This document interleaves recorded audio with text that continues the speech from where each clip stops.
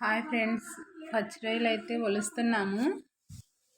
ఒలిసి చక్కగా కడుగుదాము. మంచిగా ఇదిగోండి ఇలా వలవాలి. మొత్తం అన్నీ ఒలుస్తున్నాను నేను. ఒలటం రానోళ్ళు కూడా చూసి నేర్చుకోండి. ఇంకా కడిగేసేసి కూర వండుదాము. ఇదిగోండి నేనైతే మూకుడు పెట్టాను. మూకుడు పెట్టి నూనె పోస్తున్నాను. నూనె పోసాక అల్లం పచ్చిమిరకాయలను ఉల్లిపాయలు వేసాను.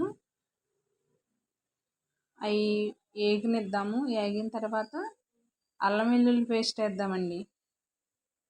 అల్లం వెల్లుల్లి పేస్ట్ అదిగోండి నేను సుమారుగా వేస్తున్నాను. మీరు స్పూన్లతో కావాలితే వేసుకోవచ్చండి. అల్లం వెల్లుల్లి పేస్ట్ కూడా కలుపుదాము. కలిపిన తర్వాత వేగనిద్దామండి. ఇప్పుడు కరివేపాకు వేస్తున్నానండి. కరివేపాకు వేస్తే కూడా మంచిదండి. కరివేపాకు అన్నిటిలో మంచిదండి. రొయ్యలు వేసుకుందామండి. వేగినవి మొత్తం రొయ్యలు వేసేద్దాము. రొయ్యలన్నీ వేసిన తర్వాత ఎగరనిద్దామండి. ఇప్పుడు రొయ్యలు దీంట్లో కొంచెం పసుపు, ఉప్పు కూడా వేద్దామండి. వేస్తే బాగుంటుంది. రొయ్యలకి అనేది పట్టుద్ది అనమాట.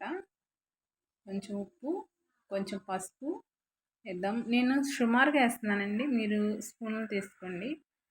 అందుకండి పసుపు వేస్తున్నాను.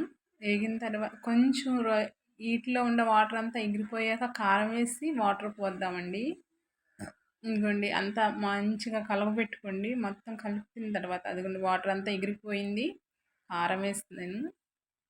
కొంచెం వాటర్ పోద్దాం. వాటర్ పోసిన తర్వాత వాటర్ ఎగిరాక మసాలా వేద్దాం. ఇదిగోండి ఇలా కాలం పెట్టుకుని కొంచెం నీళ్ళు పోద్దాం. ఇది తగిన నీళ్ళు పోసుకుని ఆ వాటర్ ఎగిరాక ఇదిగోండి మసాలా వేసి కొంచెం తిప్పి కట్టేస్తామే. అయిపోయి